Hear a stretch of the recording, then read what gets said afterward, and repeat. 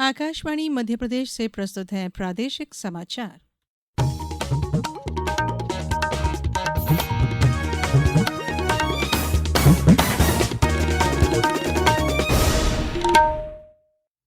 नमस्कार, समाचारों के साथ मैं धारणा सचदेव।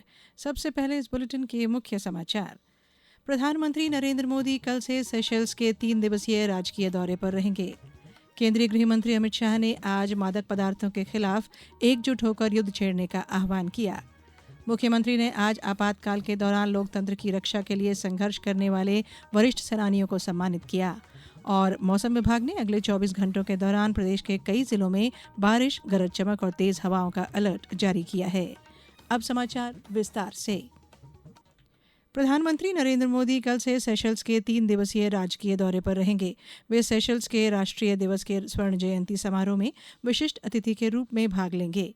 विदेश मंत्रालय ने एक बयान में कहा कि भारतीय रक्षा दलों का एक दल भारतीय नौसेना के 2 जहाजों के साथ समारोह में भाग लेगा। इस यात्रा के दौरान प्रधानमंत्री सेशल्स के राष्ट्रपति डॉक्टर पैट्रिक हरमिनी से बातचीत करेंगे और द्विपक्षीय सहयोग के सभी पहलुओं की समीक्षा करेंगे। प्रधानमंत्री नरेंद्र मोदी ने कहा कि नशा मुक्त भारत अभियान जन भागीदारी से प्रेरित एक जन आंदोलन बन गया है। श्री मोदी ने सामाजिक न्याय और अधिकारिता राज्य मंत्री BL वर्मा के नशा मुक्त भारत के निर्माण के महत्व पर लिखे एक लेख को साझा करते हुए ये बात कही। सोशल मीडिया पोस्ट में प्रधानमंत्री ने प्रत्येक नागरिक से नशा मुक्त भारत और विकसित भारत के निर्माण के अभियान में शामिल होने का आह्वान किया। केंद्रीय गृह मंत्री अमित शाह ने आज मादक पदार्थों के खिलाफ एकजुट होकर युद्ध छेड़ने का आह्वान किया। नई दिल्ली में नार्को कोऑर्डिनेशन सेंटर की 10वीं शीर्ष स्तरीय बैठक को संबोधित करते हुए उन्होंने कहा कि सूचना सही समय पर साझा करने से सरकार को मामलों की प्रभावी निगरानी और आवश्यक परामर्श देने में मदद मिलेगी। उन्होंने जोर देकर कहा कि मादक पदार्थों और इससे संबंधित तस्करी नेटवर्क के विरुद्ध अभियान को सशक्त करने के लिए बेहतर समन्वय और तकनीक का प्रयोग आवश्यक है।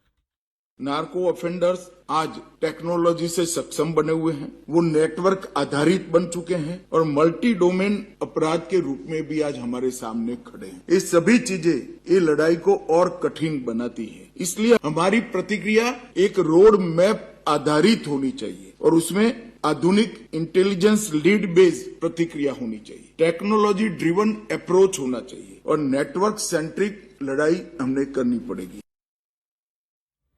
प्रदेश भर में आज अंतर्राष्ट्रीय नशा मुक्ति दिवस के अवसर पर जागरूकता कार्यक्रम आयोजित किए गए। शैक्षणिक संस्थानों में विभिन्न प्रतियोगिताओं के जरिए छात्र छात्राओं को नशे के दुष्प्रभावों के प्रति जागरूक किया गया। मुख्यमंत्री डॉक्टर मोहन यादव ने अपने संदेश में कहा है कि अंतर्राष्ट्रीय नशा निरोधक दिवस हमें जागरूक करता है कि नशे के दुष्प्रभावों के प्रति सजग करते हुए नशा मुक्त समाज के निर्माण में योगदान दें और स्वस्थ, सुरक्षित और सशक्त राष्ट्र के संकल्प को साकार करने में अपनी भागीदारी निभाएं। ये समाचार आप आकाशवाणी मध्य प्रदेश से सुन रहे हैं। ये समाचार बुलेटिन YouTube पर Madhya Pradesh news all India radio channel पर और Facebook साथ ही X प्लेटफॉर्म पर AIR न्यूज भोपाल पर सुने जा सकते हैं। इसके अलावा आप हमारी वेबसाइट newsonair.gov.in पर अथवा न्यूज ऑन AIR ऐप पर भी समाचार सुन सकते हैं। समाचारों में एक बार फिर आप सभी का स्वागत है। राजधानी भोपाल के रविंद्र भवन में आज लोकतंत्र सेनानी सम्मेलन का आयोजन किया गया। आपातकाल के दौरान लोकतंत्र की रक्षा के लिए संघर्ष करने वाले मीसाबंदियों के अखिल भारतीय संगठन लोकतंत्र सेनानी संघ मध्य प्रदेश के तत्वाधान में आयोजित इस सम्मेलन में प्रदेश भर के करीब 2000 लोकतंत्र सेनानी और उनके परिजन शामिल हुए। कार्यक्रम में मुख्यमंत्री डॉक्टर मोहन यादव ने आपातकाल के दौरान लोकतंत्र की रक्षा के लिए संघर्ष करने वाले वरिष्ठ सेनानियों का शॉल और श्रीफल भेंट कर सम्मान किया। कार्यक्रम में मुख्यमंत्री ने लोकतंत्र सेनानियों के लिए कई घोषणाएं भी की। लोकतंत्र सेनानियों को स्पेशल ट्रेन कर देंगे। आप आराम से जहां आपको यात्रा करना है सरकार के माध्यम से आपकी यात्रा कराएंगे। आपने रेस्ट हाउस, सर्किट हाउस में 2 दिन निःशुल्क रुकने की बात कही। निश्चित रूप से मैं रुकने के लिए व्यवस्था करने की घोषणा करता हूं। स्वतंत्रता संग्राम सेनानियों, लोकतंत्र सेनानियों के इलाज के लिए जो खर्चा लगेगा सरकार देने के लिए तैयार रहेगी। और ऐसे में कभी कोई गंभीर बीमारी पड़ी और वहां राज्य के उस अस्पताल में इलाज नहीं है तो हमारी एयर एम्बुलेंस निःशुल्क लेकर के आएगी और उनका इलाज कराएगी। ये व्यवस्था भी हमारी सरकार के माध्यम से होगी। प्रधानमंत्री नरेंद्र मोदी रविवार को आकाशवाणी से मन की बात कार्यक्रम में देश और विदेश के लोगों के साथ अपने विचार साझा करेंगे। ये मासिक रेडियो कार्यक्रम की 135वीं कड़ी होगी। कार्यक्रम का प्रसारण आकाशवाणी और दूरदर्शन के सभी चैनलों, AIR न्यूज की वेबसाइट और news on AIR mobile app पर किया जाएगा। साथ ही AIR न्यूज, DD न्यूज, प्रधानमंत्री कार्यालय और सूचना और प्रसारण मंत्रालय के YouTube चैनलों पर इसका सीधा प्रसारण भी होगा। हिंदी प्रसारण के तुरंत बाद क्षेत्रीय भाषाओं में भी कार्यक्रम का प्रसारण होगा। केंद्र सरकार ने स्वास्थ्य क्षेत्र में जन विश्वास अधिनियम के अंतर्गत सुधार किए हैं। इसके तहत औषधि और सौंदर्य प्रसाधन अधिनियम 1940 और खाद्य सुरक्षा तथा मानक अधिनियम 2006 के अंतर्गत आने वाले छोटे अपराधों को तर्कसंगत बनाया गया है। स्वास्थ्य और परिवार कल्याण मंत्रालय ने कहा कि इन सुधारों का उद्देश्य जन स्वास्थ्य और उपभोक्ता सुरक्षा के लिए कड़े सुरक्षा उपायों को बनाए रखते हुए व्यापार करने में सुगमता को बढ़ावा देना है। आज मुहर्रम है। ये दिन पैगंबर मोहम्मद के नवासे हजरत इमाम हुसैन और उनके साथियों की शहादत की याद दिलाता है, जिन्होंने करबला में सत्य और न्याय की रक्षा के लिए अपने प्राणों की आहुति दी। शहीदों की याद में आज ताजिया निकाले जा रहे हैं। भोपाल में हजरत इमाम हुसैन की शहादत को लेकर मुहर्रम पर्व अकीदत और गमी माहौल में मनाया गया। शिया समुदाय ने शहर में मातमी जुलूस निकाला, वहीं सुन्नी समुदाय की ओर से रोज़ा रखकर घरों में इबादत की गई। नर्मदापुरम में विभिन्न स्थानों से ताजियों और सवारियों का जुलूस निकाला गया। बात मौसम की। प्रदेश में दक्षिण पश्चिम मानसून तेजी से आगे बढ़ रहा है। अगले 2 दिनों में इसके भोपाल और उज्जैन संभाग तक पहुंचने की संभावना है। मौसम विभाग के अनुसार फिलहाल प्रदेश के अधिकांश हिस्सों में प्री मानसून और मानसूनी गतिविधियां तेज हो गई हैं।